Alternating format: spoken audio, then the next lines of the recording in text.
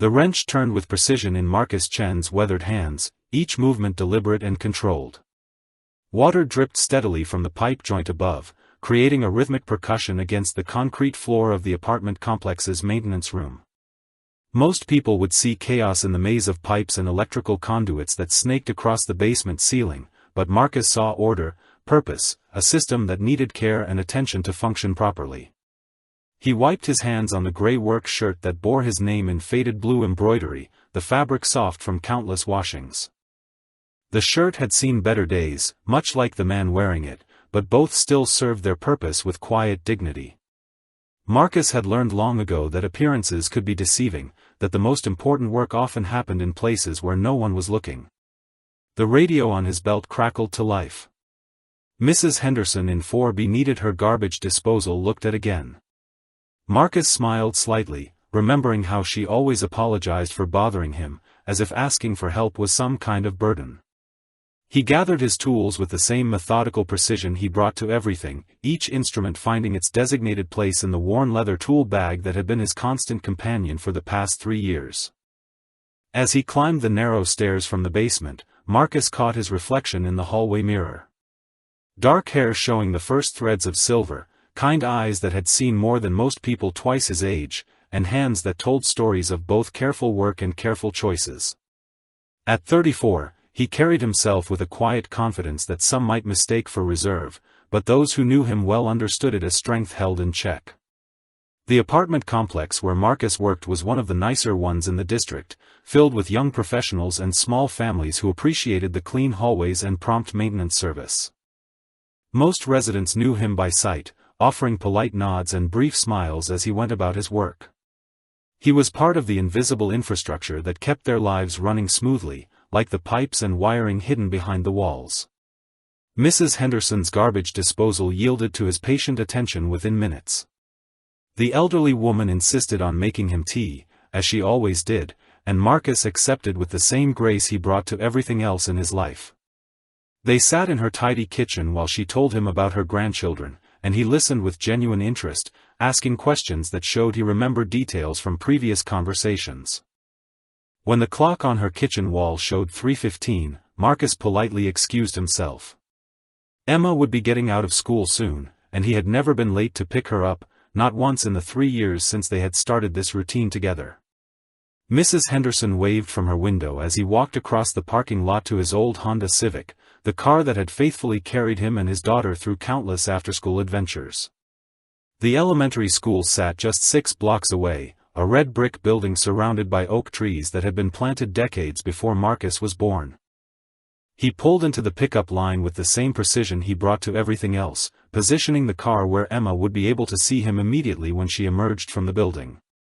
Other parents sat in their vehicles, some talking on phones, others checking messages, but Marcus simply waited, watching the school doors with the patient attention of someone who understood that the most important moments often required nothing more than presence. The bell rang at exactly 3:30, and within moments the doors burst open to release a flood of children. Marcus spotted Emma immediately, her dark ponytail bouncing as she skipped down the steps, her backpack decorated with patches she had carefully selected and sewn on herself. She was 8 years old and carried herself with a confidence that made his chest tighten with pride and protective love. Emma's face lit up when she saw the Honda, and she waved enthusiastically before making her way through the crowd of children and parents. Marcus got out of the car to open her door, a small ritual that she had never outgrown and he had never suggested abandoning. She launched herself into his arms for a quick hug, her small hands briefly touching the sides of his face in a gesture that was purely her own. "How was your day, sweetheart?" he asked as he helped her with her seatbelt, his voice carrying the warm tone he reserved exclusively for her. Emma launched into an animated description of her art class, where she had painted a picture of their apartment building, complete with tiny windows and a figure she identified as Daddy fixing something on the roof. Marcus listened with complete attention, asking questions about color choices and brush techniques, treating her artistic endeavors with the same seriousness he brought to emergency plumbing repairs. The drive home took them through neighborhoods that told the story of the city's quiet evolution. They passed the corner market where Mr. Kim always waved from behind the counter, the small park where they sometimes fed ducks on Saturday mornings, and the library where Emma had discovered her love of books about adventure and distant places. Each landmark held memories for both of them, creating a map of their life together that had nothing to do with streets and everything to do with shared experiences. "Where in the world are you watching from right now?" Marcus found himself wondering as they drove, imagining the lives of people in distant places who might be starting their evening routines just as he and Emma were ending their afternoon. "What time is it where you are, and what small moments of connection are you sharing with the people you love most?" Back at the apartment complex, Marcus parked in his designated spot and gathered Emma's school supplies while she retrieved her backpack. The building rose 5 stories above them, its brick facade weathered but well-maintained, windows reflecting the late afternoon sun in patterns that shifted with the passing clouds. It was not the fanciest place in the city, but it was theirs, a space they had made into home through careful attention and small acts of love. Their apartment was on the 2nd floor, overlooking the courtyard where children played and residents sometimes gathered for impromptu conversations. Marcus had chosen this particular unit not for its size or amenities, but for the way the afternoon light streamed through the living room windows, creating warm pools of golden illumination that reminded him of better times and gave him hope for better times ahead. Emma settled at the kitchen table to begin her homework while Marcus prepared their afternoon snack, slicing apples with the same precision he brought to every task. The kitchen was small but efficiently organized, every item in its proper place, every surface clean and ready for use. He had learned to find satisfaction in these moments of simple domestic routine, understanding that love was often expressed through the accumulation of small, consistent acts rather than grand gestures. The refrigerator was covered with Emma's artwork, each piece carefully selected and displayed with small magnets that she had collected from various places. There were drawings of flowers and houses, a painting of the two of them at the beach, and a certificate from her school recognizing her kindness to other students. Marcus paused to look at each piece, seeing in them not just his daughter's growing skills, but evidence of her generous spirit and creative mind. As Emma worked on her math problems, Marcus reviewed the maintenance requests that had come in during the day. Mrs. Patterson in 3A needed her kitchen faucet looked at, the Johnsons in 1C were reporting a strange noise in their walls, and the building manager wanted him to check the heating system before the weather turned cold. Each request represented someone's comfort and peace of mind, and Marcus took that responsibility seriously, understanding that his work made possible the ordinary miracles of daily life. The afternoon passed in the comfortable rhythm they had established over months of practice. Emma finished her homework and moved to the living room to read, curling up in the corner of the couch with a book about a girl who discovered she could talk to animals. Marcus continued his paperwork, occasionally glancing up to watch his daughter, marveling at her ability to lose herself completely in stories of adventure and possibility. When evening approached, they worked together to prepare dinner, Emma standing on a small step stool to help with washing vegetables while Marcus seasoned the chicken that would serve as their main course. They moved around the small kitchen with practiced efficiency, each knowing their role in the dance of meal preparation. Emma chatted about her friends at school, her plans for the weekend, and a book report she was excited to present next week. After dinner, they walked to the small park 3 blocks away, where Emma played on the swings while Marcus sat on a bench, watching her with the careful attention of someone who understood that childhood was both precious and fleeting. Other parents were there with their children, and Marcus exchanged polite conversation with those who approached, but he was always aware that he was different from most of them, carrying responsibilities and experiences that set him apart in ways both visible and invisible. The sun was beginning to set when they returned home, painting the sky in shades of orange and pink that reflected off the apartment building's windows. Emma helped Marcus water the small garden he had planted in containers on their balcony, carefully tending to tomatoes and herbs that would provide fresh additions to their meals. She had named each plant and insisted on keeping a chart of their growth, approaching gardening with the same methodical care she had learned from watching her father. As they prepared for Emma's bedtime routine, Marcus felt the familiar mixture of gratitude and determination that came with the end of each day. Tomorrow would bring new challenges and opportunities, new chances to serve others and provide for his daughter, new moments to prove that worth was not determined by the work someone did but by the care they brought to whatever work they found themselves doing. Emma brushed her teeth and selected her pajamas with the independence that Marcus had carefully fostered, understanding that his job was not to do everything for her but to create the conditions in which she could learn to do things for herself. She chose a book for their bedtime reading, a story about a prince who discovered that true magic came not from spells and potions but from kindness and courage. As Marcus read aloud, his voice carrying the measured cadence that had become Emma's favorite lullaby, he was aware of the weight of responsibility that came with being her entire world. Every decision he made, every example he set, every moment of patience or frustration would become part of the foundation on which she built her understanding of how the world worked and what it meant to be a good person. The story ended with the prince learning that heroism was not about grand gestures or recognition, but about the willingness to help others even when no one was watching, even when the work was difficult and the rewards were small. Emma listened with the focused attention she brought to all stories, asking questions that showed she understood the deeper meaning beneath the simple plot.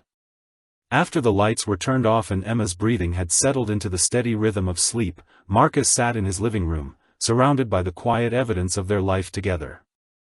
The apartment was not large or luxurious, but it was filled with the kind of peace that came from knowing that every day had been lived with purpose, every challenge had been met with dignity, and every moment had been approached with love. The morning sun filtered through the kitchen window as Marcus prepared Emma's lunch with the same careful attention he brought to every task. He folded the sandwich wrapper with precise corners and tucked a small note inside her lunchbox, continuing a tradition that had started on her first day of school 3 years ago. The notes were simple messages of encouragement or silly jokes that made her smile, but Emma kept every one of them in a special box in her bedroom. Their apartment walls told stories through carefully chosen photographs and Emma's artwork, but there were other images too, pictures that Marcus thought Emma was still too young to fully understand. In a silver frame on the bookshelf sat a photograph of Marcus in military dress uniform, his chest decorated with ribbons and medals that represented years of service in places whose names he rarely spoke aloud. The photo showed a younger man with the same kind eyes but a harder edge, someone who had carried different responsibilities in a different world. Emma had asked about the picture countless times, and Marcus always gave her the same gentle explanation. "Daddy used to have a different job before you were born, sweetheart. It was important work, but not as important as being your father." She would nod solemnly and move on to other questions, but Marcus could see her storing the information away, building her own understanding of the man who packed her lunches and fixed broken things and read her bedtime stories. The morning routine proceeded with clockwork precision. Emma ate her breakfast while Marcus reviewed the day's maintenance schedule, both of them comfortable in the quiet rhythm they had perfected over months of practice. The radio played softly in the background, filling the space with music that reminded Marcus of simpler times, when the biggest decision of the day was what song to listen to while driving to work. As they prepared to leave for school, Mrs. Kowalski from across the hall emerged from her apartment, struggling with several bags of groceries. Marcus immediately stepped forward to help, taking the heaviest bags while Emma held the door. The elderly woman thanked him profusely, as she always did, but Marcus could see the slight surprise in her eyes, the same look he encountered regularly from people who expected maintenance workers to be less helpful, less thoughtful, less present than he chose to be. The walk to the parking garage took them past other residents heading to their own morning destinations. There was Jennifer Martinez from 3B, dressed in her business suit and talking rapidly into her phone about quarterly reports and client meetings. She nodded politely to Marcus but her eyes never quite met his, a small detail that Emma noticed but had learned not to comment on. There was Mr. Thompson from the penthouse, who always made a point of speaking to Emma about her schoolwork but addressed Marcus only when he needed something fixed. In the car, Emma chattered about her upcoming science project while Marcus navigated the morning traffic with patient skill. She had chosen to build a model of the solar system, and her enthusiasm for the project reminded Marcus of his own childhood fascination with space and exploration. He had promised to help her with the more challenging aspects of construction, looking forward to the opportunity to share knowledge that had nothing to do with plumbing or electrical work. At the school, Marcus walked Emma to the entrance, carrying her backpack and listening to her final questions about the day ahead. Other parents were doing the same thing, creating a brief community of adults united in their shared purpose of launching children into another day of learning and growth. Some of these parents knew each other well, gathering in small groups to discuss weekend plans and upcoming school events. Marcus was always welcomed politely into these conversations, but he understood that he occupied a different space in their social landscape, someone who was appreciated but not quite included. The drive back to the apartment complex gave Marcus time to think about the day ahead. He had 4 major repair jobs scheduled, plus the routine inspections that kept the building systems running smoothly. Each task required different skills and tools, but all of them demanded the same careful attention to detail that had been drilled into him during years of training in very different circumstances. Back at work, Marcus found the building manager waiting for him with a concerned expression. There had been complaints about noise in the night, sounds that some residents described as suspicious activity in the parking garage. Marcus listened carefully to the description, his mind automatically cataloging the possible sources of such sounds and the methods he would use to investigate them. His approach to problem-solving had been shaped by experiences that taught him to gather information systematically before drawing conclusions. The parking garage investigation revealed nothing more threatening than a loose ventilation cover that had been rattling in the wind, but Marcus made note of the residents' concerns and the importance of addressing them promptly. People deserved to feel safe in their homes, and part of his job was maintaining not just the physical infrastructure but the sense of security that allowed families to sleep peacefully at night. As he worked through the morning's repairs, Marcus encountered the subtle social dynamics that governed life in the building. There were residents who treated him as an valued member of the community, asking about Emma's school progress and remembering details from previous conversations. There were others who saw him primarily as a service provider, someone whose personal life was irrelevant to their immediate needs. And there were a few who seemed uncomfortable with his presence altogether, speaking to him in tones that suggested they considered maintenance work somehow beneath their social standards. Marcus had learned to navigate these interactions with diplomatic skill, understanding that his reaction to disrespect could affect not only his own job security but Emma's stability and future opportunities. He responded to rudeness with patient professionalism, met condescension with quiet dignity, and treated everyone with the same courteous attention regardless of how they treated him. During his lunch break, Marcus sat in the small employee break room and pulled out his phone to look at the picture Emma had drawn that morning, a colorful representation of their weekend trip to the museum. The drawing showed 2 stick figures standing in front of a display case, one tall and one small, both smiling broadly. She had written "Daddy and Emma Learning" in careful letters across the bottom, and Marcus found himself smiling at her determination to document their adventures together. The afternoon brought new challenges and familiar routines. A kitchen sink that required delicate coaxing back to proper function, a bathroom door that had warped slightly in the humidity, and an electrical outlet that needed replacement for safety reasons. Each problem demanded patience and skill, but Marcus approached them all with the same methodical competence that had served him well in situations far more critical than household repairs. As closing time approached, Marcus prepared for the evening routine that would reunite him with Emma and continue the quiet adventure of raising a child who was growing more curious and capable every day. The apartment building settled into its evening rhythm around him, families returning home from work and school, neighbors greeting each other in hallways, children playing in the courtyard while parents watched from windows above. Tomorrow would bring new challenges and opportunities, new chances to serve others and provide for his daughter, new moments to prove that dignity and worth were not determined by job titles or social recognition but by the integrity someone brought to whatever work life placed before them. The following evening, Marcus noticed them again. 3 men in dark clothing had been lingering near the parking garage for the past week, their presence subtle but persistent enough to trigger instincts he had hoped to leave behind. They moved with the calculated casualness of people who were trying very hard to appear inconspicuous, checking their phones frequently while their eyes scanned the building's entrances and exits with methodical precision. Marcus had first spotted them during his routine evening security walk, a habit he had developed not because it was required by his job, but because old training died hard and the safety of the residents had become personal to him. The men never did anything overtly suspicious, never approached the building or bothered anyone, but their repeated presence set off warning signals that Marcus recognized from years of learning to read situations and people. He made careful mental notes of their appearance and behavior patterns, documenting details with the systematic approach that had once been essential to survival. One was tall and lean with a distinctive scar across his left hand, another favored expensive sneakers that seemed out of place with his otherwise casual attire, and the third had a nervous habit of touching his jacket pocket every few minutes. Marcus observed them from different vantage points, using skills he had hoped never to need again. The challenge was knowing what to do with his suspicions. His past experience told him these men were conducting surveillance, but his current reality as a maintenance worker meant that voicing such concerns might be dismissed or, worse, might draw unwanted attention to himself and Emma. Marcus had learned to navigate the delicate balance between staying alert and staying invisible, protecting others while protecting his own carefully constructed new life. That Friday afternoon, Emma bounced into the car with news about her school's upcoming family night, an event where parents were invited to see student projects and meet teachers. She was particularly excited because she had been chosen to display her solar system model, the one they had been working on together for weeks. Marcus felt the familiar surge of pride mixed with protective concern that came whenever Emma's achievements threatened to put them both in the spotlight.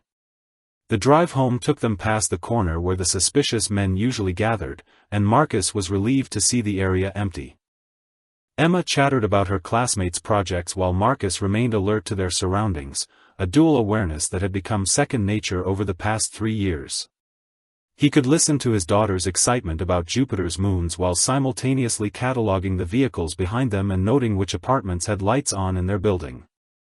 At home, Emma settled into her homework routine while Marcus prepared dinner, but his mind kept returning to the surveillance team. The rational part of him acknowledged that they might be nothing more than urban developers or city inspectors, people with legitimate reasons for studying the building. But the part of him that had been trained to recognize threats was convinced otherwise, and that internal conflict created a tension that he worked hard to keep hidden from Emma. During dinner, Emma mentioned that her friend Sarah's father worked for the police department, and wouldn't it be exciting if he could come speak to their class about safety. Marcus agreed that it would be educational while privately hoping that Emma's enthusiasm for law enforcement would remain theoretical. His relationship with authority figures had become complicated since leaving his previous life, not because he had done anything wrong, but because explaining his background often led to questions he preferred not to answer. The evening routine proceeded normally until Marcus's phone rang during Emma's bath time.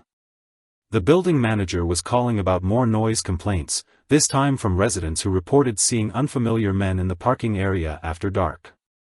Marcus listened carefully to the description, recognizing immediately that other people had noticed the surveillance team he had been tracking for days.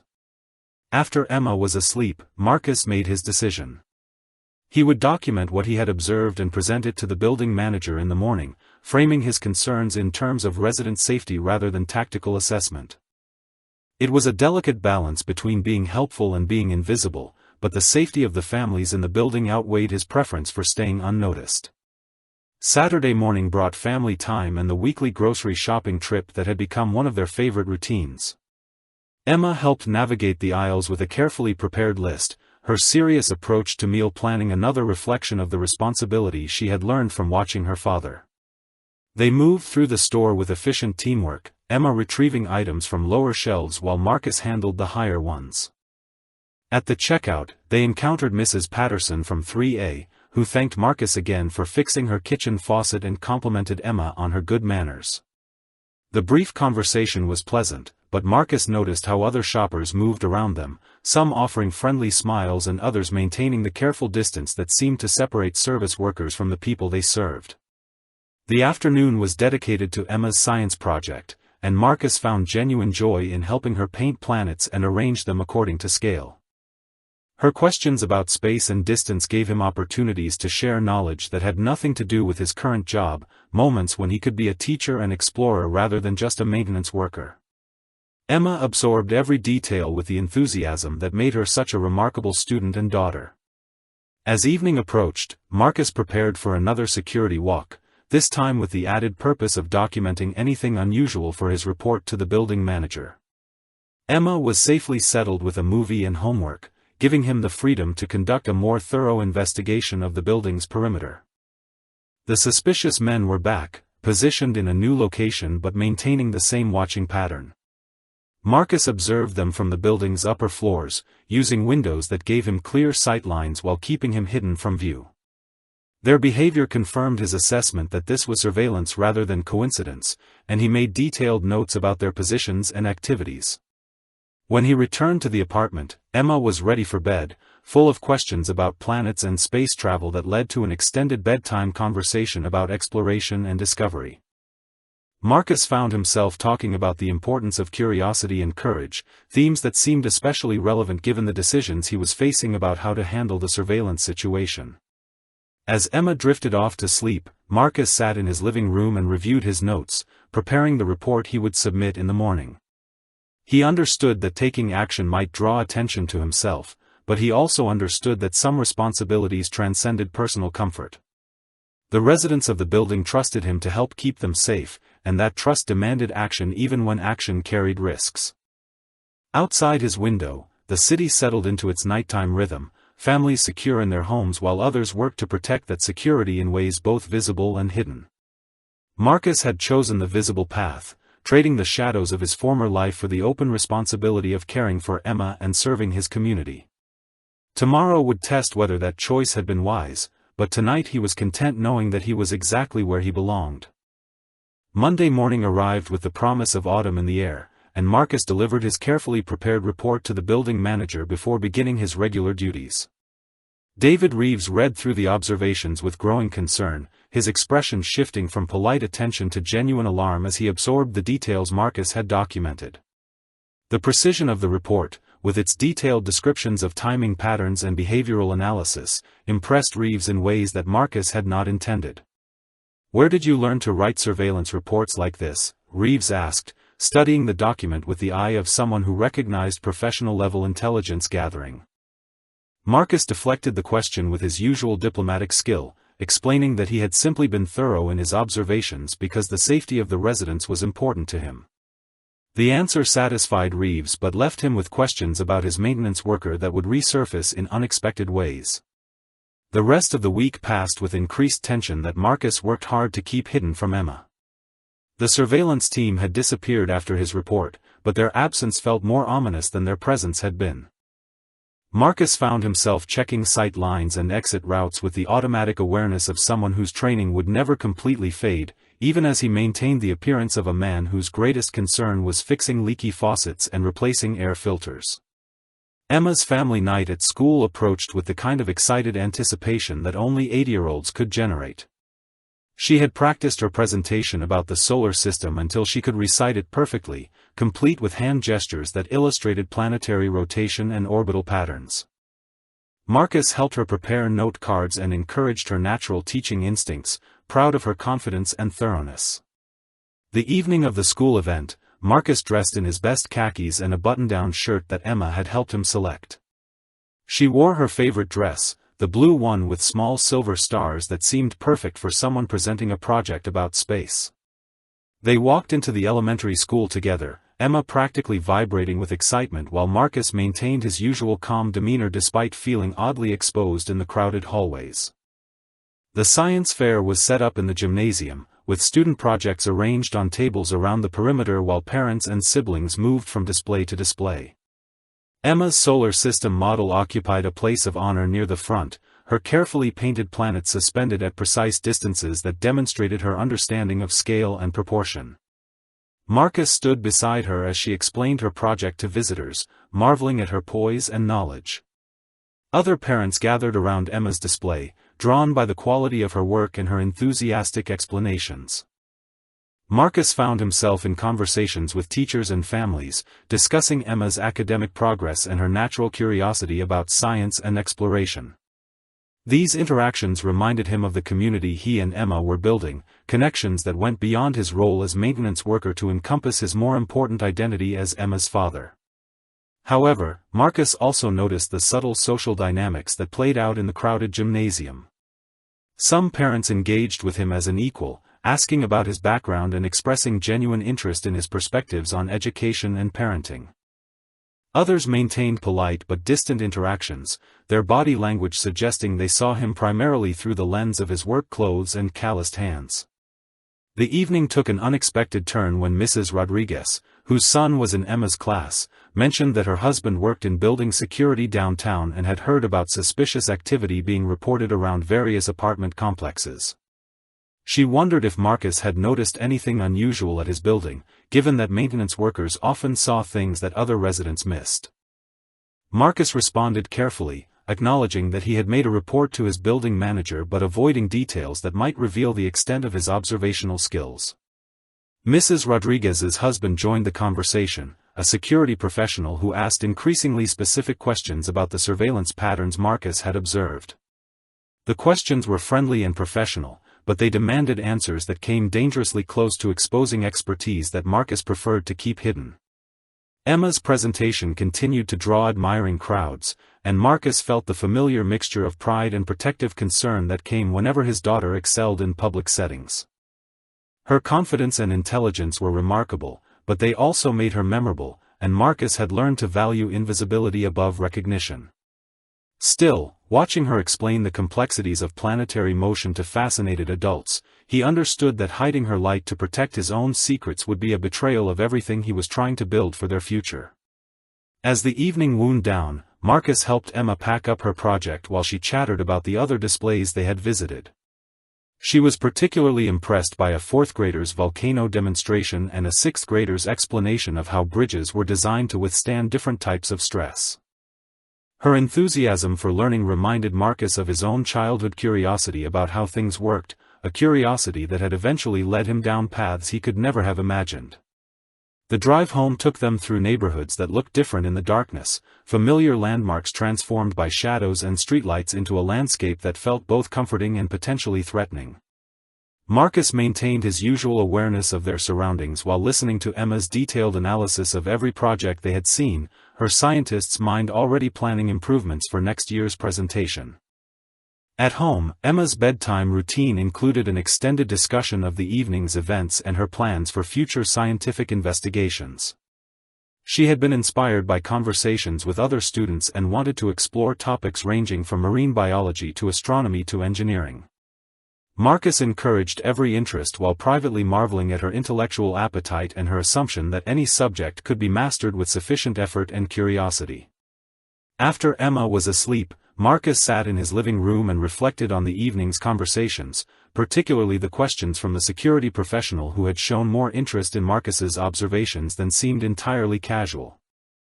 The interaction had been friendly, but it reminded Marcus that his careful documentation of the surveillance team had been perhaps too professional, too detailed, too revealing of skills that maintenance workers were not supposed to possess. The next morning brought a new concern when Marcus arrived at work to find police cars in the parking lot and officers interviewing residents about the suspicious activity that had been reported the previous week.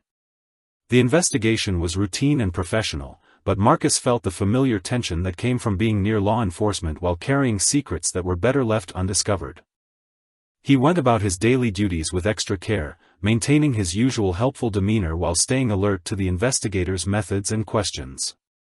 The officers were thorough and courteous, treating the reported surveillance seriously while gathering information that might help them identify the individuals involved. Marcus provided his observations when asked, but he was careful to frame his knowledge in terms that suggested keen observation rather than professional training. As the week progressed, the police investigation continued with methodical efficiency. Marcus found himself being questioned multiple times, his detailed initial report having identified him as the most observant witness to the suspicious activity. Each conversation required careful navigation between being helpful and being invisible, providing useful information while avoiding questions about how he had acquired such sophisticated surveillance detection skills. The attention was exactly what Marcus had hoped to avoid when he decided to report the suspicious activity, but he understood that protecting the building's residents required accepting some personal risk. Still, as the investigation intensified and the questions became more detailed, he began to worry that his carefully constructed new life might be about to collide with the secrets he had worked so hard to leave behind. The police investigation intensified over the following days, with detectives conducting more detailed interviews and requesting additional information about the suspicious individuals Marcus had observed. Detective Sarah Martinez, a thorough professional with sharp eyes and a patient manner, seemed particularly interested in the precision of Marcus's initial report. She asked questions that probed not just what he had seen, but how he had seen it, why he had noticed details that others had missed, and where he had learned to document observations with such systematic accuracy. Marcus answered each question carefully, walking the narrow line between being helpful and revealing too much about his background. He explained that his maintenance work required attention to detail, that his concern for resident safety motivated his thoroughness, and that his military experience had taught him to be observant. The last admission was calculated, offering just enough truth to satisfy curiosity while avoiding the deeper questions about the nature and extent of that military experience. Detective Martinez nodded thoughtfully at his explanations, making notes that seemed to contain more than simple transcription of his answers. She was clearly experienced in reading people, and Marcus could sense her professional instincts working to understand the man behind the maintenance uniform. Her questions remained friendly and professional, but they carried an undercurrent of deeper investigation that made Marcus increasingly uncomfortable. The scrutiny began affecting other aspects of his life in subtle but noticeable ways. Building residents who had previously treated him with casual politeness now seemed more aware of his presence, some offering additional thanks for his help while others maintained slightly more distance than before. The police investigation had made everyone more conscious of security and safety, but it had also highlighted Marcus's role as the person who had first identified the threat. Emma noticed the change in atmosphere during their evening walks around the neighborhood. She asked why there had been so many police cars at their building and whether the bad men were coming back. Marcus reassured her with the calm confidence that had become second nature, explaining that the police were just making sure everyone was safe and that she never needed to worry when he was with her. His words carried the weight of absolute commitment, but privately he was beginning to question whether his efforts to protect others might ultimately threaten his ability to protect her. The situation took a more serious turn when Detective Martinez requested a formal interview at the police station, explaining that they needed a more detailed statement about his observations. The request was presented as routine procedure, but Marcus understood that his involvement in the case had moved beyond that of a simple witness.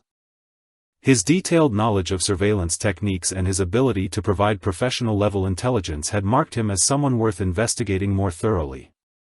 Marcus arranged for Emma to stay with Mrs. Henderson during the interview, explaining to both of them that he was helping the police with some questions about the building. Emma accepted the explanation with the trust she showed in all his decisions, but Mrs. Henderson's expression suggested she understood that police interviews were rarely as routine as they were presented to be. She assured Marcus that Emma would be safe and entertained, treating the situation with the discretion of someone who had learned not to ask questions that might not have comfortable answers. The police station felt familiar in ways that Marcus wished it did not, the institutional atmosphere and security procedures triggering memories of briefings and debriefings in very different contexts. He maintained his carefully composed demeanor as Detective Martinez led him to an interview room, a space designed to be both comfortable and slightly intimidating. The detective's approach remained professional and courteous, but Marcus could sense the calculated nature of every question and gesture. What part of this story resonates most with you as you listen? Marcus found himself wondering as the interview began. Share your thoughts about the delicate balance between helping others and protecting yourself, about the choices people make when their past and present collide in unexpected ways. The interview covered the same ground as their previous conversations but with greater depth and precision. Detective Martinez wanted timelines and exact locations, descriptions of clothing and vehicles, analysis of behavior patterns and possible motivations. Her questions revealed that the investigation had expanded beyond the simple surveillance report, suggesting that the individuals Marcus had observed were connected to larger criminal activities that the police were tracking. Marcus provided the requested information while remaining alert to the direction and implications of each question. His answers were truthful but carefully limited to what he had directly observed, avoiding speculation or analysis that might reveal the depth of his tactical knowledge.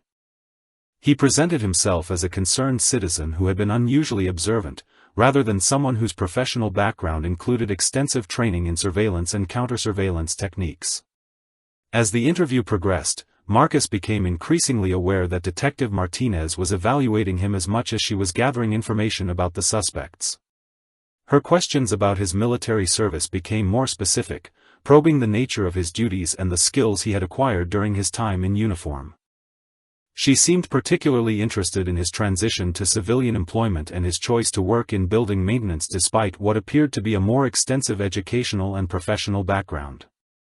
The detective's approach remained friendly, but Marcus recognized the technique of using casual conversation to gather intelligence while the subject remained relaxed and unguarded. He had used similar methods himself in different circumstances, and the recognition created an uncomfortable sense of role reversal that reminded him how much his life had changed since leaving military service. When the formal interview concluded, Detective Martinez thanked him for his cooperation and assured him that his information was valuable to their investigation. However, she also mentioned that they might need to contact him again as the case developed, a statement that felt more like a warning than a courtesy. Marcus left the police station with the unsettling certainty that his involvement in the surveillance case had created complications that extended far beyond his original intention to protect building residents. The drive home took him through familiar neighborhoods that now seemed to carry new significance, each turn and landmark reminding him of the careful life he had built for himself and Emma.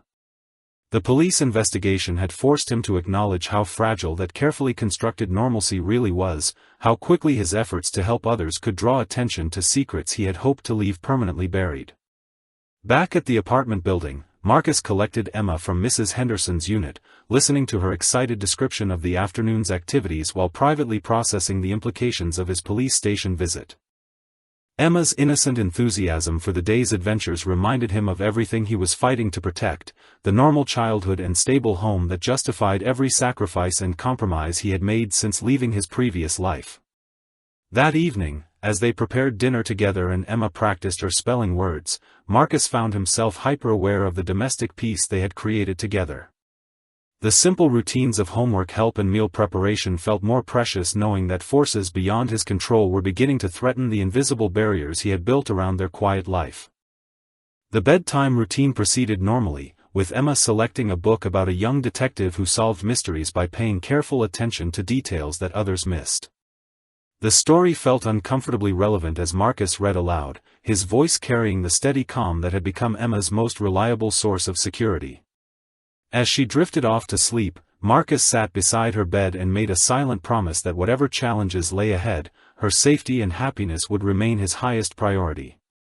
Outside their apartment, the city continued its nightly rhythm, but Marcus was acutely aware that his participation in that rhythm had become more complicated and potentially dangerous than he had ever intended when he chose the quiet path of maintenance work and single parenthood.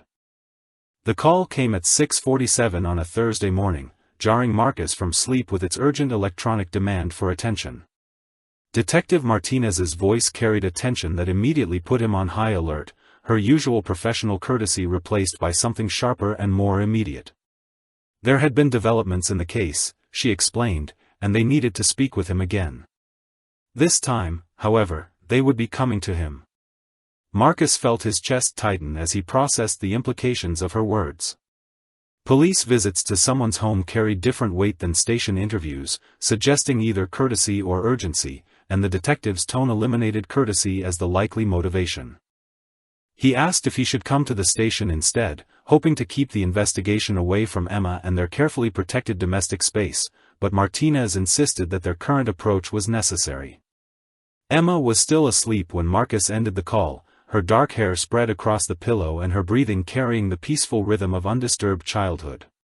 He stood in her doorway for a long moment, watching her sleep and trying to memorize the scene exactly as it was, sensing somehow that their morning routine was about to be permanently altered in ways he could not yet comprehend. The preparation time before the police arrival passed with agonizing slowness. Marcus made coffee with hands that remained steady through force of will, his mind cycling through possible scenarios and responses while his body maintained the calm efficiency that had carried him through countless difficult situations. He reviewed his previous statements for consistency, prepared explanations for any new questions, and tried to anticipate what developments might have prompted this escalation.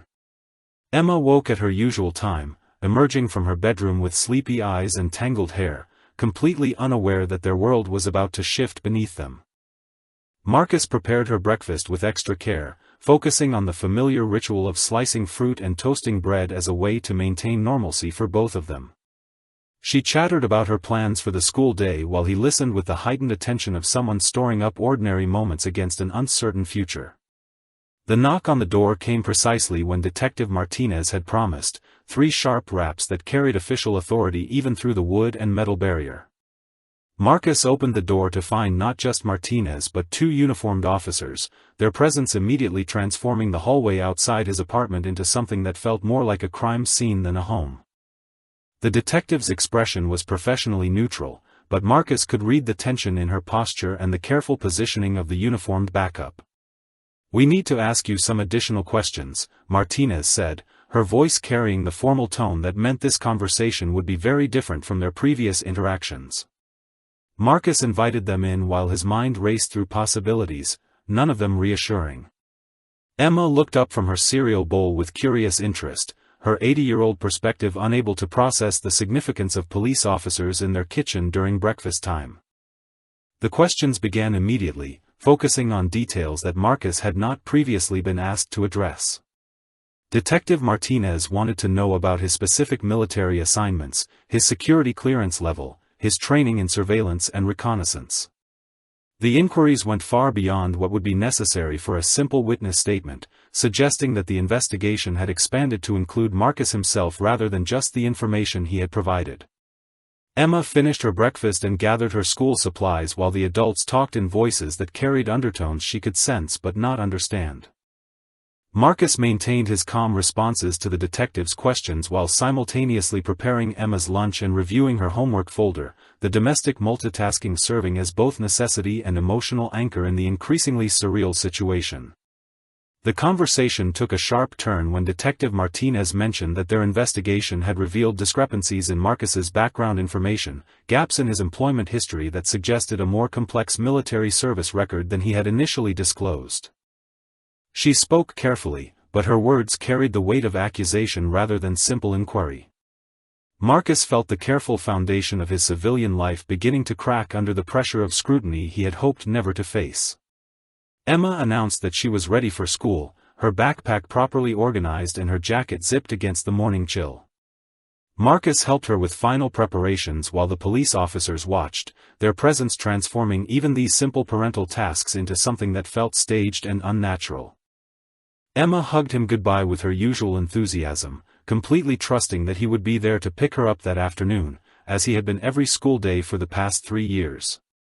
After Emma left for school, the atmosphere in the apartment shifted dramatically.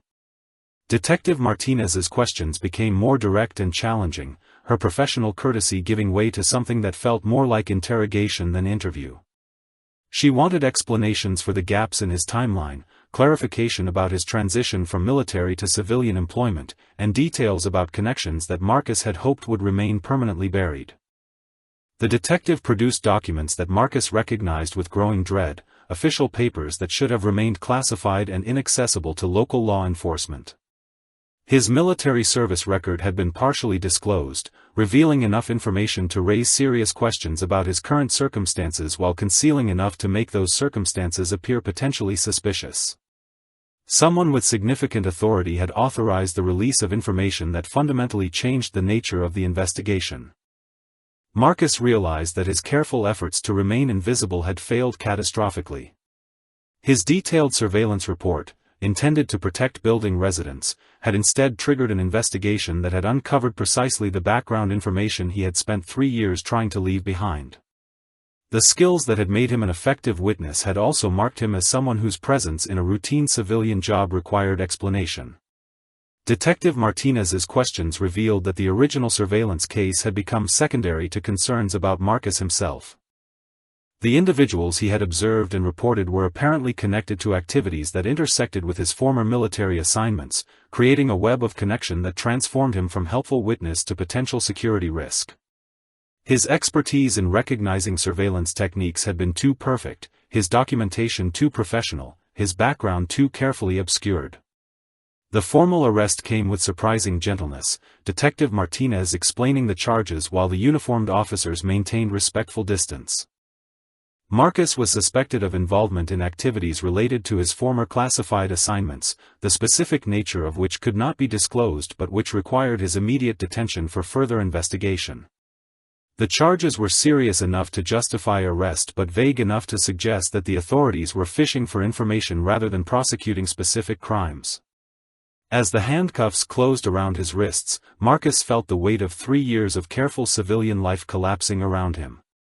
His thoughts immediately went to Emma, who would return from school expecting the normal routine of afternoon snack and homework help, only to find her father gone and her world fundamentally altered.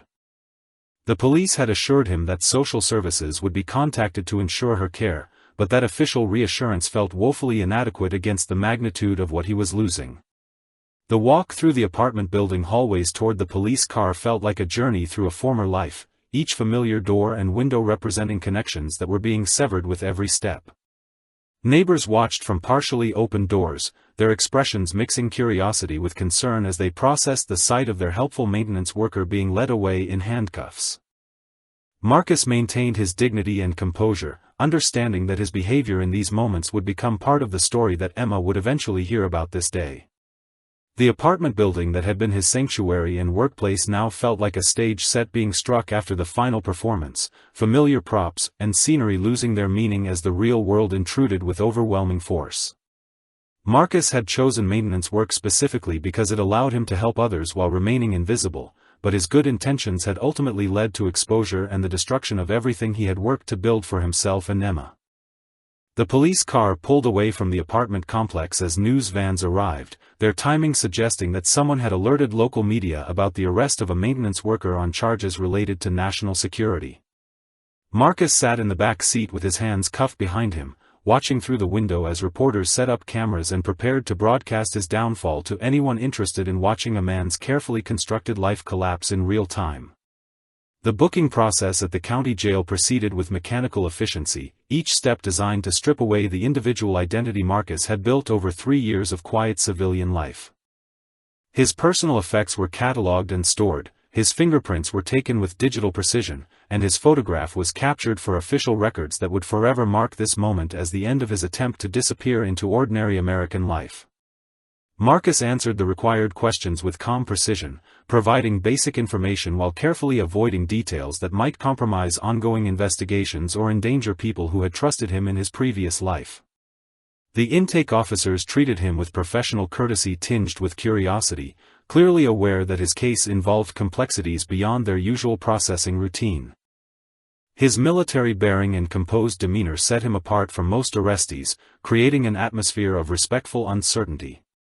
The holding cell was clean but institutional, its concrete walls and metal fixtures designed for function rather than comfort. Marcus sat on the narrow bench and tried to calculate when Emma would return from school, what she would think when she found their apartment empty, how long it would take for social services to locate and contact her emergency guardian. Mrs. Henderson had agreed to serve as backup caregiver, but Marcus had never imagined circumstances that would require her to take on that responsibility. Hours passed with agonizing slowness as Marcus waited for legal representation and tried to prepare for conversations that would determine not just his own future but Emma's as well. His military service had included training for capture and interrogation scenarios, but those preparations had focused on protecting classified information rather than preserving family relationships. The skills that had made him an effective soldier felt inadequate for the challenge of being a father under investigation. The local news coverage began during the evening broadcast, transforming Marcus's arrest from a private catastrophe into public entertainment. A reporter stood outside the apartment building where Marcus and Emma had built their quiet life, describing him as a maintenance worker with a mysterious military background who had been arrested on charges related to national security. The story was presented with the breathless excitement that television news brought to any narrative involving espionage or terrorism. The footage showed Marcus being led from the building in handcuffs, his composed expression and upright posture contrasting sharply with the dramatic narration that accompanied the images. Neighbors were interviewed about their reactions to learning that their helpful maintenance worker had a classified past, their responses ranging from shock to suspicion to defensive support. Mrs. Henderson appeared briefly on camera, declining to comment but clearly distressed by the media attention. Emma's face was not shown in the coverage, but the reporter mentioned that the arrestee was a single father whose young daughter was now in protective custody pending resolution of the case. The casual reference to Emma's situation felt like a physical blow to Marcus, reducing his most important relationship to a footnote in a story about suspected security violations. He imagined her confusion and fear as she tried to understand why her father was gone and when he would return. The jail's television room filled with inmates watching the evening news, many of them commenting on Marcus's case with the mixture of expertise and speculation that characterized institutional gossip. Some expressed sympathy for his situation as a single father, while others suggested that anyone with military secrets probably deserved whatever consequences came from getting caught. Marcus listened to their discussions without participating, understanding that his fellow inmates' opinions mattered less than the official proceedings that would determine his fate. Legal representation arrived in the form of Captain Jennifer Walsh, a military lawyer who had been assigned to his case due to its intersection with classified matters. Captain Walsh was professional and efficient, her manner suggesting extensive experience with cases involving former military personnel whose past service complicated their civilian legal troubles.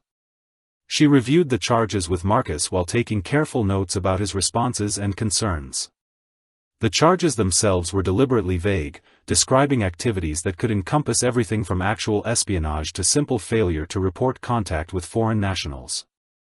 Captain Walsh explained that the ambiguity was intentional, designed to allow prosecutors maximum flexibility while investigation continued. The real question was not whether Marcus had committed specific crimes, but whether his presence in civilian life posed ongoing security risks that required continued detention. Marcus's primary concern was Emma's welfare and his ability to maintain contact with her during what promised to be an extended legal process. Captain Walsh assured him that arrangements were being made for supervised visitation, but she also warned that his parental rights could be affected depending on the outcome of the security investigation. The possibility of losing Emma permanently added a dimension of terror to his situation that transcended any concern for his own freedom. The first phone call to Emma came late that evening, a supervised conversation that lasted exactly 10 minutes and broke Marcus's heart with its mixture of confusion and trust. Emma was staying with Mrs. Henderson, who had transformed her spare bedroom into a temporary home for a little girl whose world had been turned upside down without explanation. Emma asked when Daddy was coming home, whether she had done something wrong, and if the police were keeping him because of the bad men he had told them about.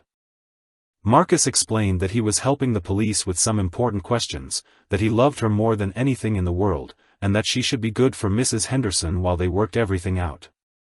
His voice remained steady throughout the conversation, but Emma's innocent questions about their planned weekend activities and her upcoming school presentation reminded him of everything he stood to lose if the investigation concluded that his continued freedom posed unacceptable risks. After the phone call ended, Marcus lay on the narrow jail bunk and stared at the ceiling while processing the full magnitude of his situation.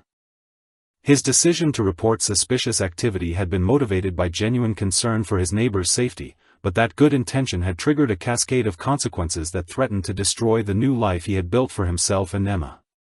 The skills and experience that had made him valuable to his country now marked him as potentially dangerous to the civilian community he had hoped to serve. The night passed slowly, punctuated by the routine sounds of institutional life and the private struggles of men trying to maintain dignity while confined.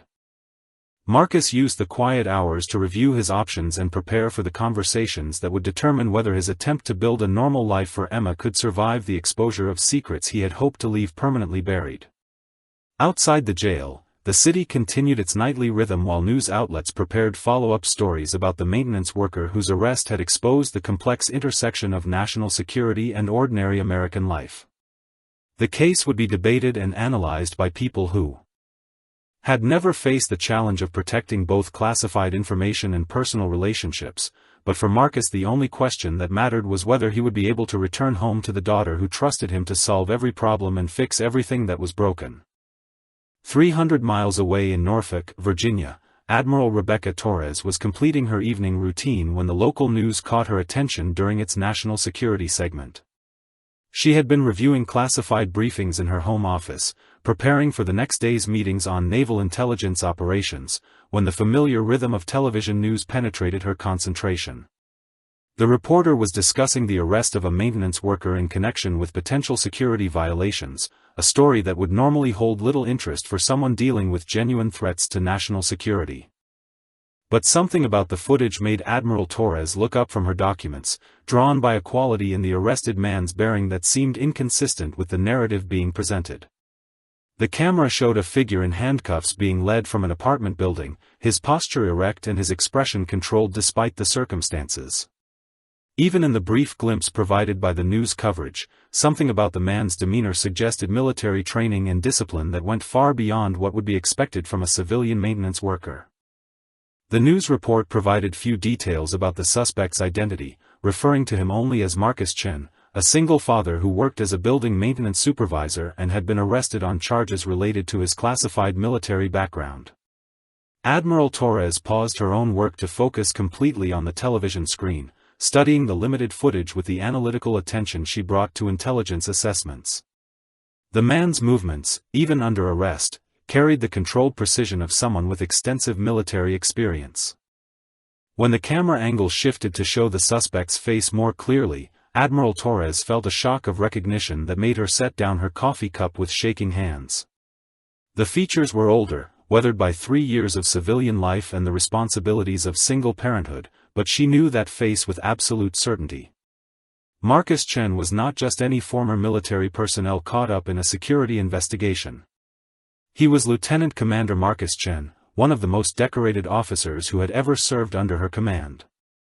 Admiral Torres reached for her secure phone while her mind raced through memories of Marcus's exemplary service record. He had been part of her Special Operations Unit, a team responsible for some of the Navy's most sensitive and successful missions in hostile territories. His tactical brilliance and unshakable integrity had made him invaluable during operations that could not be acknowledged publicly but had saved countless American lives and protected vital national interests. The Admiral's first call was to her intelligence liaison, a request for immediate access to Marcus's complete service record and current status files. What she learned during that conversation filled her with growing outrage and disbelief. Marcus had resigned from active duty 3 years earlier following the death of his wife, choosing to disappear into civilian life rather than accept the promotions and prestigious assignments that his exemplary record had earned him. His decision to leave military service had been respected and supported, with full honors and the highest security clearances. The second call was to the FBI liaison who coordinated between military intelligence and civilian law enforcement on cases involving former military personnel. Admiral Torres demanded to know why one of the Navy's most decorated officers was being held in a county jail on vague charges that seemed to have no basis in actual criminal activity. The explanation she received revealed a cascade of misunderstandings and bureaucratic failures that had transformed Marcus's helpful citizenship into grounds for suspicion and arrest. Marcus had reported suspicious surveillance activity around his apartment building, his observations so professionally detailed that they had triggered an investigation into his own background rather than the individuals he had been trying to help authorities locate. His expertise in recognizing surveillance techniques had been too perfect for a maintenance worker, his documentation too precise for someone without specialized training. Instead of recognizing his assistance as the actions of a responsible citizen with relevant experience, investigators had decided that his skills suggested possible involvement in the very activities he had been reporting. Admiral Torres felt her anger building as she reviewed the chain of decisions that had led to Marcus's arrest. Every step of the investigation had been technically correct but fundamentally misguided, failing to recognize that exceptional citizenship and professional competence were not indicators of criminal activity. The man she knew to be utterly incapable of betraying his country was being held as a potential security threat because he had tried to protect his neighbors using skills learned in service to that same country. The third phone call was the most important, a direct line to the chief of police in the jurisdiction where Marcus was being held. Admiral Torres identified herself with the full authority of her rank and position, demanding immediate information about the charges against Lieutenant Commander Chen and the evidence supporting his continued detention. Her tone carried the unmistakable weight of someone accustomed to having orders followed without question or delay. Chief Robert Martinez, Detective Sarah Martinez's father and a 20-year veteran of law enforcement, found himself explaining his department's actions to a naval officer whose rank and obvious fury made him acutely aware that his officers might have made a significant error in judgment. Admiral Torres listened to his summary of the investigation with growing incredulity, understanding immediately that Marcus's helpful cooperation had been misinterpreted as suspicious behavior by people who lacked the experience to recognize genuine expertise when they encountered it. The Admiral's questions were sharp and precise, cutting through the bureaucratic language to expose the fundamental weakness of the case against Marcus. What specific criminal activity was he suspected of committing? What evidence existed beyond his ability to provide detailed observations of surveillance activity? Who had authorized the release of classified information about his military service to civilian investigators without proper security protocols? Chief Martinez found himself unable to provide satisfactory answers to any of these questions, his confidence in his department's actions eroding under the Admiral's relentless interrogation. The investigation had been driven more by curiosity about Marcus's background than by evidence of actual wrongdoing, a fishing expedition that had escalated into serious criminal charges without sufficient justification for either the initial suspicion or the continued detention. Admiral Torres concluded the conversation with a demand for Marcus's immediate release and an explicit warning about the consequences of continuing to hold a decorated naval officer without proper cause. Her words carried the weight of someone who understood exactly how much trouble could be created for local law enforcement agencies that interfered with national security personnel without proper authorization or justification. The fourth phone call was to her own superior officer, a conversation that would set in motion a series of interventions designed to correct the misunderstanding that had destroyed 3 years of quiet civilian life for one of the Navy's most valued former officers. Admiral Torres explained the situation with the controlled fury of someone who took personal responsibility for the welfare of every person who had ever served under her command. Within an hour, phones were ringing in government offices across Washington, as military officials who remembered Marcus's service record learned that he was being held in a county jail on charges that made no sense to anyone familiar with his actual background and character. The bureaucratic machinery that had enabled his arrest was now being mobilized to secure his release, but Admiral Torres understood that the damage to his carefully constructed civilian life might be irreversible. As she prepared to travel to personally oversee Marcus's release, Admiral Torres thought about the 80-year-old daughter who was spending the night wondering why her father had been taken away by police. The child represented everything that Marcus had been trying to protect and build during his 3 years of civilian life, the innocent future that justified every sacrifice he had made in leaving behind the career that had defined his adult identity. The Admiral's final call of the evening was to her aide, arranging for immediate travel to personally ensure that one of her former officers received the respect and protection he had earned through years of exemplary service. Marcus Chen had given everything to his country and then given up everything for his daughter, and Admiral Torres was determined that his loyalty and sacrifice would be honored rather than punished by the institutions he had served so faithfully. Admiral Torres's phone call to Police Chief Martinez came at exactly 11:37 that night, piercing the quiet of his home office where he had been reviewing the day's reports and trying to understand why his department's investigation of a maintenance worker had suddenly attracted attention from federal agencies. The Admiral's voice carried the unmistakable authority of someone accustomed to having orders followed immediately and without question, her words precise and controlled despite the obvious anger driving them. Chief Martinez, I am Admiral Rebecca Torres, United States Navy, and I am calling about Lieutenant Commander Marcus Chen, who is currently being held in your facility on charges that appear to have no basis in actual criminal activity. The Admiral's introduction left no room for casual conversation or bureaucratic deflection, her tone making clear that this was not a request for information but a demand for immediate action and explanation. Chief Martinez felt his stomach tighten as he processed the implications of receiving a call from a naval admiral about one of his arrestees. His daughter Sarah had briefed him on the case, describing Marcus as a maintenance worker with an unusually detailed knowledge of surveillance techniques, but nothing in her reports had suggested that their suspect was a highly decorated military officer with connections to senior naval command. Admiral Torres continued without waiting for a response, her words carrying the weight of absolute authority and barely controlled fury. Lieutenant Commander Chen served under my direct command for 4 years, participating in operations that I cannot discuss over unsecured lines but which earned him the Navy Cross, 2 Silver Stars, and the unqualified respect of every officer who had the privilege of serving with him. He is one of the finest men I have ever known, and your department is holding him as a suspected criminal based on nothing more than his willingness to help protect his neighbors."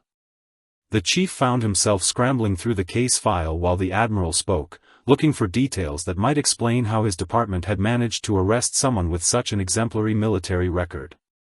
The investigation had been triggered by Marcus's detailed surveillance report, but reading through the documentation now with the Admiral's words ringing in his ears, Chief Martinez began to understand that his officers had fundamentally misinterpreted the situation. Admiral Torres demanded specific information about the charges against Marcus, the evidence supporting his continued detention, and the authority under which classified information about his military service had been released to civilian investigators. Each question was delivered with surgical precision, cutting through the procedural language that typically protected law enforcement decisions from outside scrutiny. The Admiral clearly understood exactly how police investigations were supposed to work and was systematically dismantling the justification for Marcus's arrest. Chief Martinez attempted to explain that the investigation had been conducted according to proper procedures, that Marcus's detailed knowledge of surveillance techniques had raised legitimate questions about his background and possible connections to the individuals he had reported. But even as he spoke, the chief could hear how weak his explanation sounded when measured against the Admiral's description of Marcus's actual service record and character. The Admiral's response was swift and devastating. "Chief Martinez, Lieutenant Commander Chen's knowledge of surveillance techniques is the result of extensive training provided by the United States Navy to prepare him for operations in hostile territory. His ability to recognize and document suspicious activity is exactly what we would expect from someone with his background and experience. The fact that he used those skills to protect civilian residents should be cause for commendation, not arrest." The conversation continued for 23 minutes, during which Admiral Torres systematically demolished every aspect of the case against Marcus while making clear the professional and legal consequences that would follow if her former officer continued to be held without proper justification. The Admiral's questions revealed gaps in the investigation that Chief Martinez had not previously recognized, assumptions that had been made without supporting evidence, and procedures that had been followed incorrectly. By the end of the call, Chief Martinez understood that his department had made a serious error that could have far-reaching consequences for everyone involved. Admiral Torres concluded the conversation with explicit instructions for Marcus's immediate release and a demand for a formal briefing on the case within 24 hours. Her final words carried a warning that resonated long after the phone line went silent. "Lieutenant Commander Chen gave 4 years of his life to protecting this country, and then gave up his military career to raise his daughter. Your department's actions have destroyed 3 years of the peaceful civilian life he earned through that service and sacrifice." Chief Martinez immediately called Detective Sarah Martinez, waking her from sleep to discuss the implications of the Admiral's call. Sarah listened with growing dismay as her father described the conversation, understanding immediately that their investigation had been fundamentally flawed from its inception. Marcus's helpful cooperation had been misinterpreted as suspicious behavior, his professional competence had been seen as evidence of possible criminal involvement, and his classified background had been used against him rather than recognized as evidence of his trustworthiness. The release process began immediately, despite the late hour.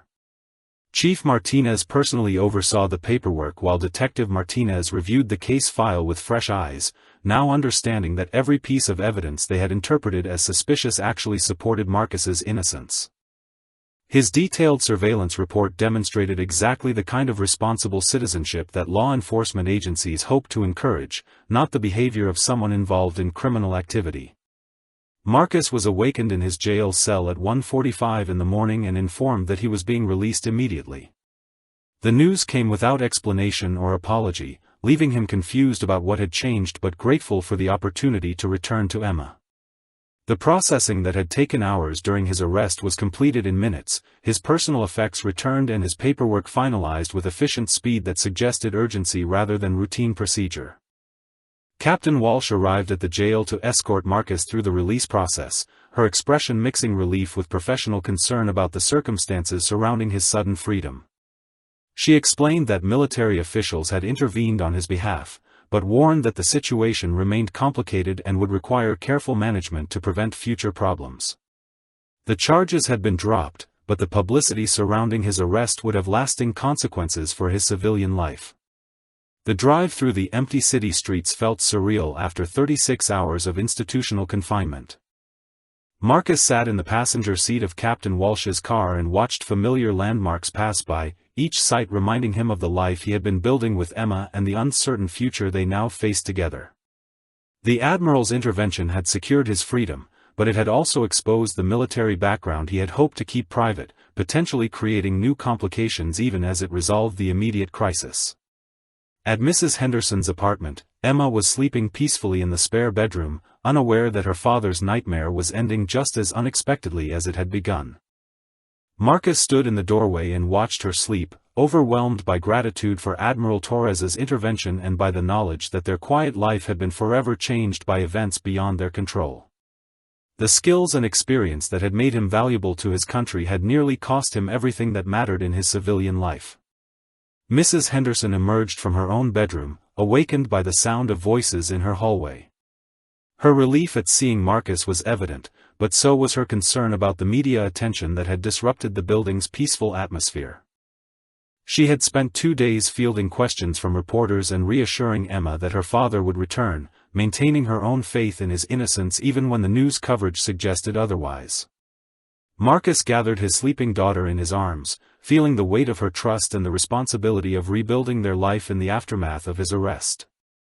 Emma stirred slightly but did not wake, her small hand automatically reaching to touch his face in the gesture that had become their private signal of connection and safety.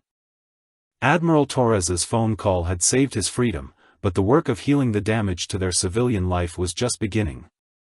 The morning after Marcus's release brought a knock on their apartment door that Emma answered with her usual enthusiasm, expecting perhaps Mrs. Henderson or one of her school friends. Instead, she found herself looking up at a woman in an impressive naval uniform, her chest decorated with ribbons and insignia that spoke of authority and accomplishment. Admiral Torres smiled down at Emma with the warmth of someone who understood the importance of first impressions with children, her imposing presence softened by genuine kindness. "You must be Emma," the Admiral said, crouching down to meet the 80-year-old at eye level. "I'm Admiral Torres, and I worked with your father before you were born. I've heard wonderful things about you, and I wanted to meet the young lady who's so important to one of the finest officers I've ever known."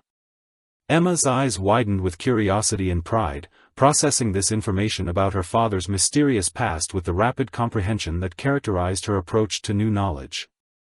Marcus appeared in the doorway, his expression mixing gratitude with the careful reserve he maintained whenever his two worlds threatened to collide. Admiral Torres rose to her full height and extended her hand, her greeting carrying the weight of shared history and mutual respect that transcended the difference in their current circumstances. The handshake lasted longer than protocol required, both of them acknowledging everything that could not be spoken aloud in front of Emma. The Admiral had come to personally apologize for the misunderstanding that had led to Marcus's arrest and to ensure that the record was set straight regarding his character and service. She spoke carefully, mindful of Emma's presence, explaining that sometimes good people got caught up in confusing situations that required time and patience to resolve properly. Her words carried the authority of someone accustomed to fixing problems that others had created through misunderstanding or incompetence. Emma listened with fascination as Admiral Torres described her father's military service in terms that an 80-year-old could understand and take pride in. "He was a hero who helped protect people and solve difficult problems," the Admiral explained, "someone who had earned the respect and gratitude of everyone who had the privilege of working with him." The description matched Emma's own understanding of her father's character, validating her instinctive trust in his goodness despite the confusing events of the past few days. The conversation moved to the apartment's small living room, where Admiral Torres's presence seemed to transform the modest space into something more significant. Marcus prepared coffee while Emma showed the Admiral her science project and schoolwork, her natural confidence blooming under the attention of someone who clearly held her father in such high regard. The Admiral's questions about Emma's interests and achievements demonstrated genuine engagement rather than polite courtesy.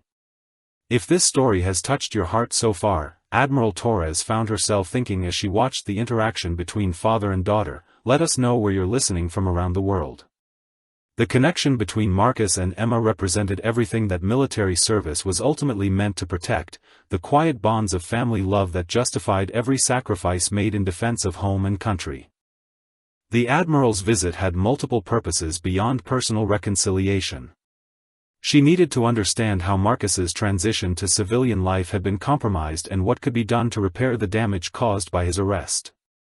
The media attention had destroyed his anonymity, making it impossible for him to continue working as a maintenance supervisor without constant questions about his background and the recent charges against him. Marcus explained his decision to leave military service after his wife's death, his choice to raise Emma in peaceful obscurity rather than accept the promotions and prestigious assignments that his record had earned. Admiral Torres listened with the understanding of someone who had made her own sacrifices for career advancement, recognizing the courage required to walk away from success and recognition in order to prioritize family responsibilities. The discussion turned to practical matters, the immediate challenges of rebuilding their disrupted life and protecting Emma from further media attention. Admiral Torres had used her influence to ensure that coverage of Marcus's release focused on the misunderstanding rather than the details of his classified service, but she acknowledged that some damage could not be easily undone. The building residents and Emma's school community now knew that their quiet maintenance worker had a complex military past. Emma's questions about her father's medals and decorations led to a careful explanation of military honors and the kinds of service they represented. Admiral Torres spoke about courage and sacrifice in terms that celebrated heroism without glorifying violence, helping Emma understand that her father's past achievements were sources of pride rather than secrets to be hidden. The conversation gave Emma context for understanding why recent events had been so confusing and stressful. The Admiral's offer came as both opportunity and challenge. The Navy needed experienced officers for training positions that could accommodate family responsibilities, assignments that would allow Marcus to serve his country while maintaining his primary commitment to raising Emma. The positions carried prestige and financial security far beyond what maintenance work could provide, but they would also require returning to a world that Marcus had chosen to leave behind. Marcus's response reflected the careful consideration he brought to every decision affecting Emma's welfare and future. The arrest had demonstrated how quickly their peaceful civilian life could be disrupted by circumstances beyond their control, but returning to military service would mean giving up the anonymity and simplicity that had allowed them to build their close relationship. The choice represented competing values that could not be easily reconciled. Admiral Torres understood his hesitation, recognizing the fundamental tension between public service and private happiness that challenged many military families. She assured Marcus that any decision would be respected and supported, that his service record had already earned him the right to choose his own path forward. The offer would remain open, but there was no pressure to accept opportunities that might not serve his family's best interests. The visit concluded with Admiral Torres spending time with Emma, answering questions about naval service and leadership with the patience of someone who understood that children's curiosity deserved serious attention. Emma's fascination with the Admiral's career and achievements suggested possibilities for her own future that Marcus had never previously considered, new horizons that might emerge from the disruption of their carefully planned quiet life. As the Admiral prepared to leave, she spoke privately with Marcus about the lessons learned from his arrest and the importance of maintaining connections with people who understood his background and capabilities. Isolation had made him vulnerable to misunderstanding, she observed, suggesting that complete anonymity might not be the best protection for someone with his skills and experience. The apartment felt different after Admiral Torres's departure, charged with new possibilities and complicated by choices that Marcus had hoped never to face again. Emma's excitement about meeting someone who had worked with her father created opportunities for conversations about his past that had previously been postponed indefinitely.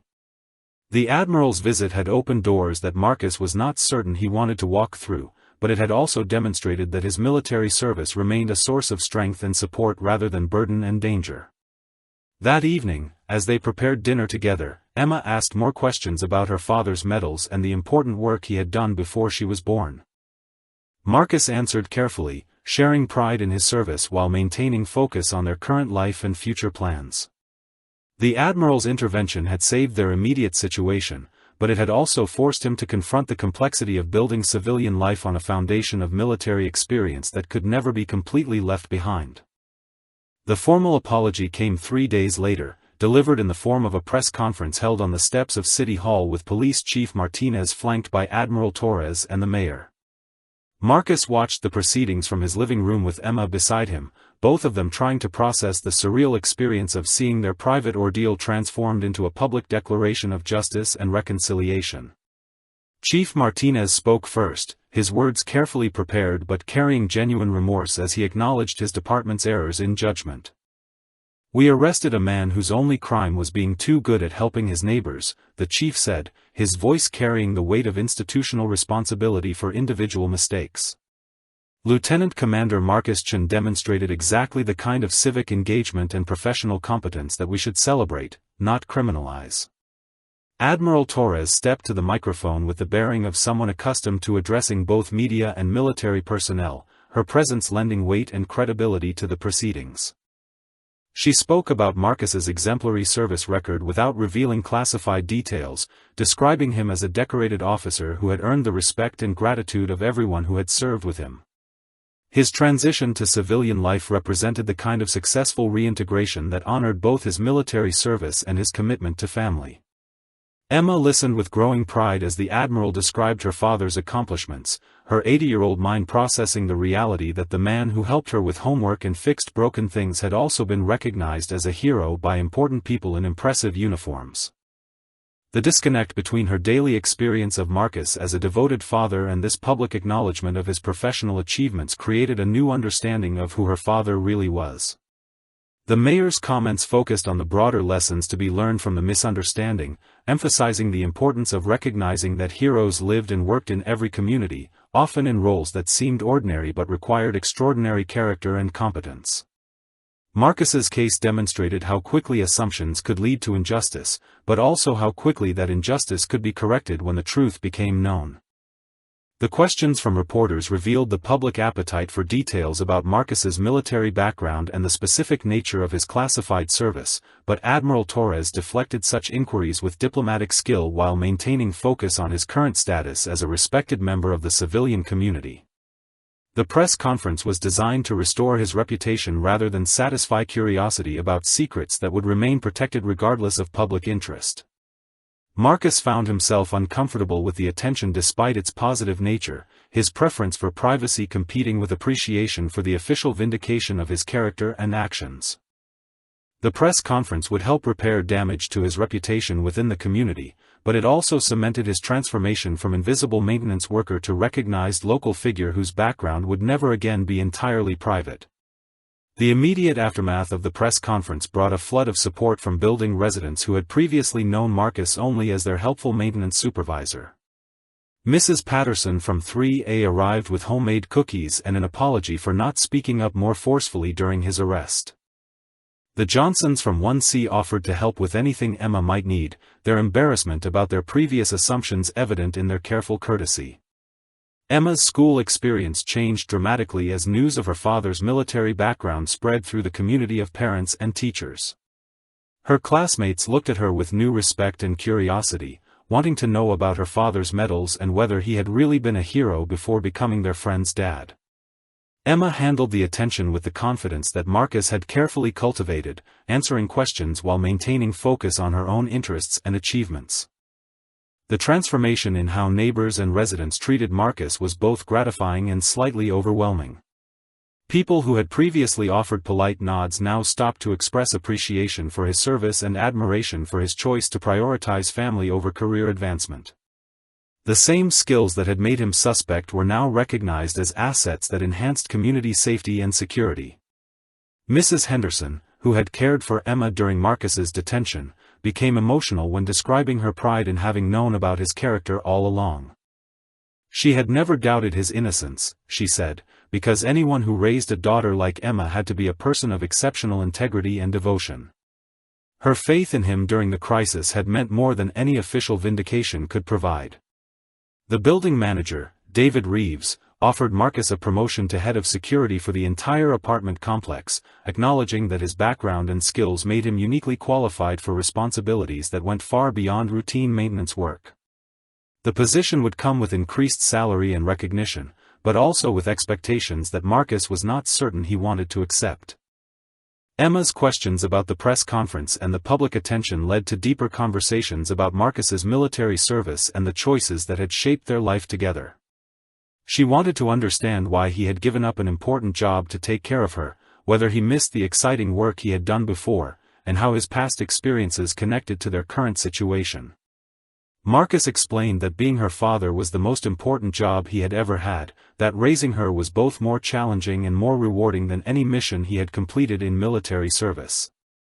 The recent crisis had reminded him that his past would always be part of their story, but it had also demonstrated that their bond was strong enough to survive any external pressure or misunderstanding.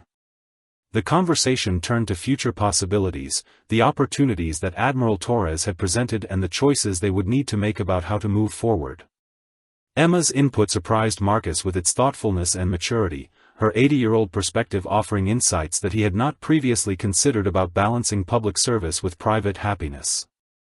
Emma suggested that maybe her father could help other people the way Admiral Torres helped him, using his special skills to make sure that good people didn't get in trouble for trying to do the right thing. Her innocent wisdom captured something essential about the situation that Marcus had been struggling to articulate, the possibility that his experience could serve a larger purpose than just personal vindication. The week following the press conference brought visits from other veterans and military families in the community, people who had recognized a kinship in Marcus's story and wanted to express support for his choices and challenges. These connections reminded Marcus that isolation was not the only way to protect his family, that community could provide strength rather than vulnerability when built on shared values and mutual respect. As the immediate crisis receded and normal routines gradually resumed, Marcus found himself contemplating the unexpected gift that had emerged from his arrest and vindication. The ordeal had been painful and frightening, but it had also revealed reserves of support and respect that he had not known existed within their community. Emma's pride in his background had grown rather than been damaged by the public exposure, suggesting that his protective instincts might have been overly cautious. The choice about Admiral Torres's offer remained unmade, but the context for that decision had been fundamentally altered by recent events. Marcus no longer needed to choose between hiding his past and protecting his daughter's future, because the community now understood and respected both his military service and his dedication to fatherhood. The possibilities ahead included options that he had not previously imagined, paths that might honor both his professional capabilities and his personal priorities. 6 months later, Marcus stood in the same apartment complex courtyard where his journey had begun, but everything had changed in ways both visible and profound. The morning sun illuminated the space where Emma played with friends who now knew her father as both their building's head of security and a decorated military officer whose service had protected people in distant places before he came home to protect them. Marcus had chosen to accept the promotion to head of security while declining Admiral Torres's offer to return to active military service, a decision that honored both his professional capabilities and his commitment to being present for Emma's childhood. The position allowed him to use his skills in service of their community while maintaining the domestic routine that had become the foundation of their happiness together. Emma had adapted to their new circumstances with the resilience that characterized her approach to all of life's changes, taking pride in her father's recognition while remaining grounded in the relationship they had built through years of quiet devotion. Her school presentation about heroes had featured her father's story, delivered with the confidence of someone who understood that true heroism often looked like ordinary people making extraordinary choices for others. The building residents had embraced Marcus's new role with enthusiasm that reflected their appreciation for both his expertise and his character.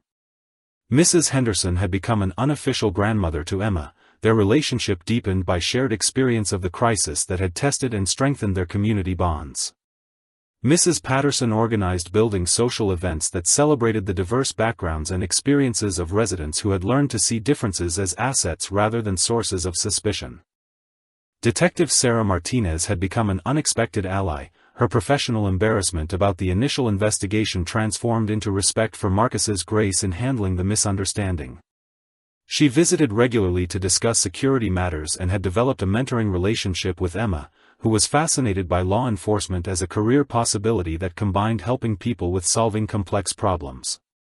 The transformation in Marcus's daily work reflected the integration of his military experience with civilian responsibilities in ways that served both personal fulfillment and community needs.